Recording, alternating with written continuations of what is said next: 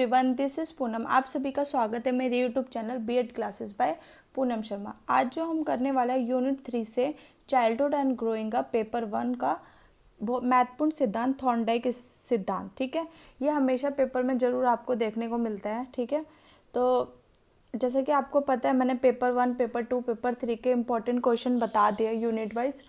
हम उसकी अब आंसर सीरीज़ लेके आए हैं। तो ये जो आंसर है यूनिट 3 से है, ठीक है, childhood and growing up paper 1 से। ठीक है, जैसे कि आपको पता है कि जो आपके बीएड के पेपर हैं वो कब होंगे, अगस्त में होंगे। तो अब हमारे पास क्या है, टाइम बहुत कम है।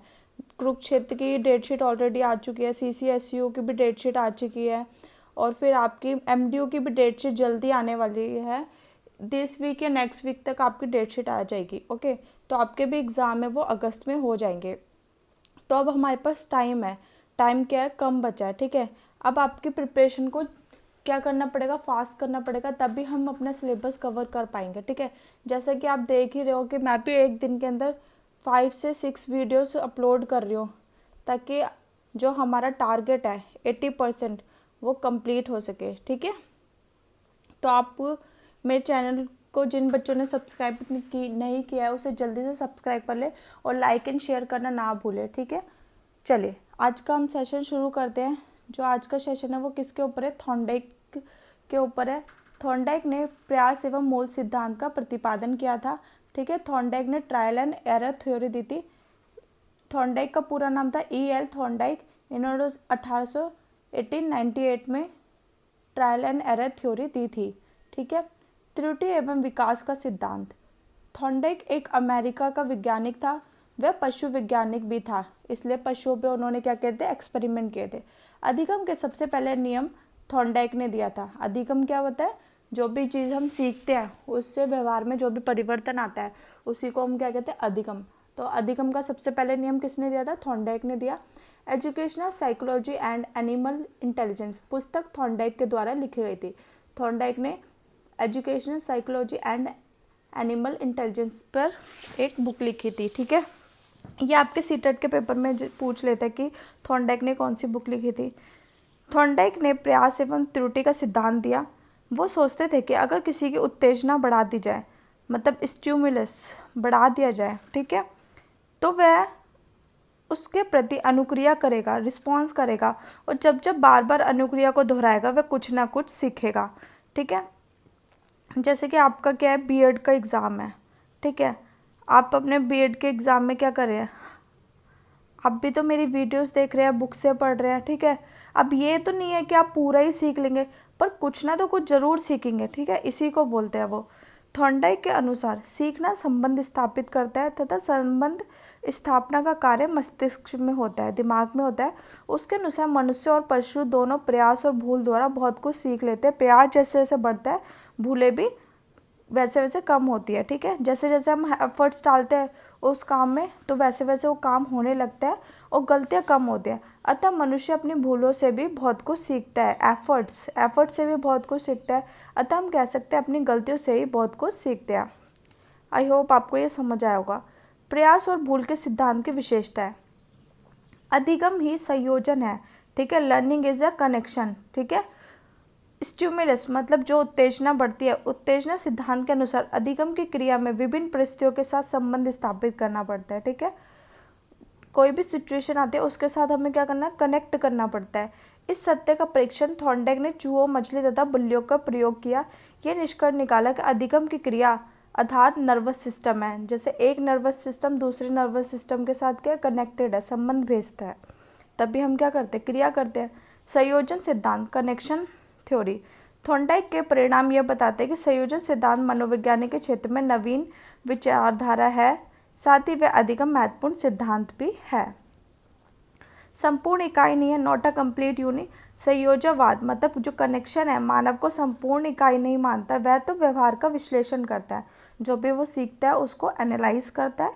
वह मत सहयोगों को महत्व देता है, मतलब अपने बॉन्ड्स को सहयोग देता है। जो व्यक्ति अपने जीवन का जितना सहयोग स्थापित कर लेता है, ठीक है, जो व्यक्ति अपने जीवन में जितना कनेक्शन बना लेता है, ठीक है, जितना विश्लेषण करता है, उतना ही अधिक बुद्धिमान माना जाता है।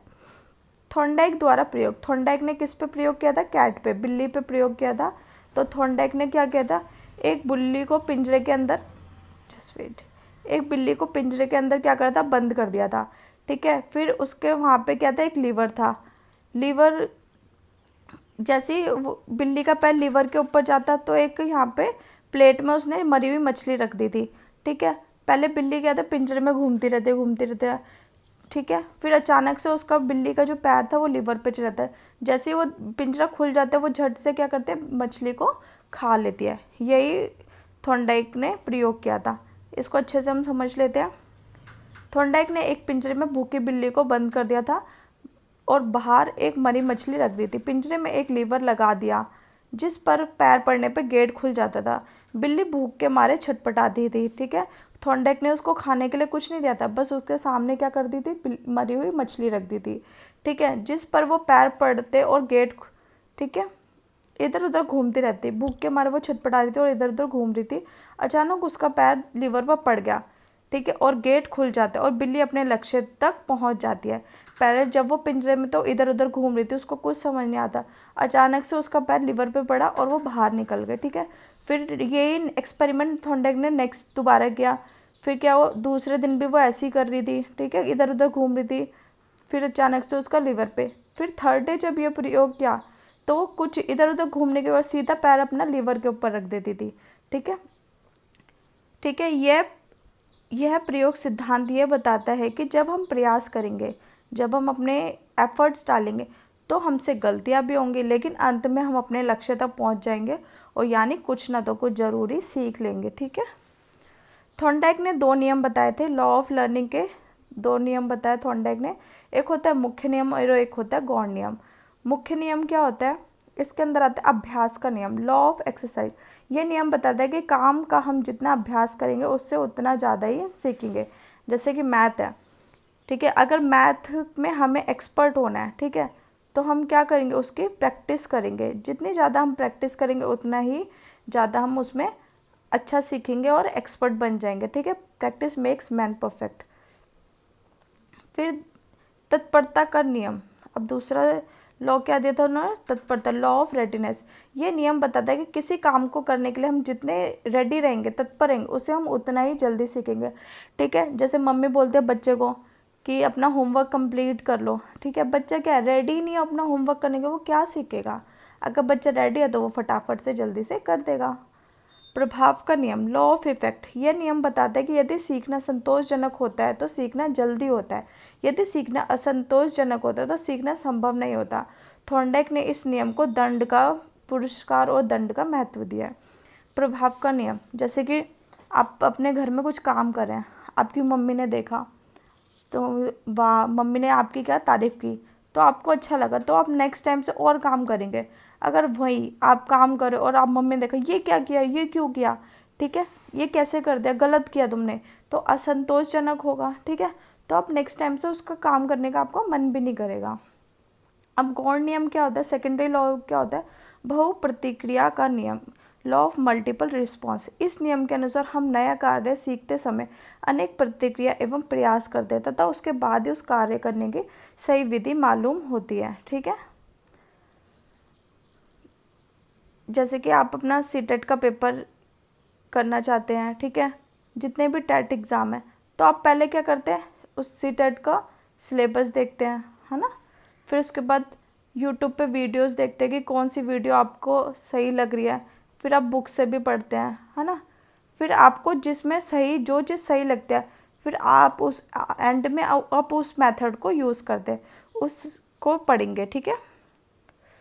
फिर आंशिक क्रिया का नियम, इस नियम के अनुसार अपने पूरे कार्य को हम छोटे छोटे भागों में डिवाइड कर लेते हैं, यह अधिक शीघ्र और सरल हो जाता है। फॉर एग्जांपल जैसे मैथ है, मैथ का एक क्वेश्चन है इक्वेशन वाला है, ठीक है, उसमें प्लस भी करना होता है, माइनस भी करना होता है, इंटू भी करना होता है और डिवाइड भी करना होता है। तो बच्चा क्या करता है, पहले हम प्लस सिखाते हैं, फिर माइनस सीखता है, फिर ये करता है मल्टीपल सीखता है, फिर डिवाइड सीखता है, फिर वो पूरी इक्वेशन ही सॉल्व करने लग जाता है, ठीक है। अपने काम को छोटे छोटे भागों में बांट देना, ठीक है, इसी को बोलते हैं आंशिक क्रिया का नियम। फिर आपका आत्मीकरण का नियम क्या कहता है, लॉ ऑफ एसिमिलेशन। अपने नए ज्ञान को पुराने ज्ञान से जोड़कर, ठीक है, उसमें समायोजन बनाना, उसी को क्या कहते हैं, आत्मीकरण का नियम। इस नियम के अनुसार हम नवीन मतलब नए ज्ञान को अपने पुराने ज्ञान से जोड़कर इसे स्थायी बना लेते हैं। इससे अधिगम अधिक सुगम और सरल हो जाता है। फिर फोर्थ है मनोवृत्ति अभिवृत्ति का नियम, लॉ ऑफ एटीट्यूड। यह नियम हमें ये बताता है कि जो भी हमें अपना किसी काम के लिए एटीट्यूड है वो हमें हमेशा पॉजिटिव रखना चाहिए, ठीक है। अगर अभिवृत्ति कम हुई या फिर नेगेटिव हुई तो हम काम को कम सीख पाएंगे, पूरी तरीके से नहीं सीख पाएंगे, ठीक है। सहचर क्रिया का नियम क्या होता है, लॉ ऑफ एसोसिएशन शिफ्टिंग। इस नियम का अभिप्राय पहले की गई क्रिया को अन्य परिस्थिति में भी उसी प्रकार करना है, ठीक है। इसमें ये होता है जो भी हमने पहले काम किया फिर बाद में हम उस काम को याद कर रहे हैं, उसी तरह उसको कर रहे हैं, उसको बोलते हैं law of association shifting. I hope आपको थॉर्नडाइक का सिद्धांत अच्छे से आ गया होगा, ठीक है। अगर आपको मेरा वीडियो पसंद आता तो प्लीज़ लाइक सब्सक्राइब और शेयर करना ना भूलें, ठीक है। मैं आपके लिए इतने एफर्ट्स कर रही हूँ, आपको भी तो मेरे को कुछ देना चाहिए, तो आप प्लीज़ जल्दी से सब्सक्राइब कर दें और शेयर कर दें। Thanks for watching.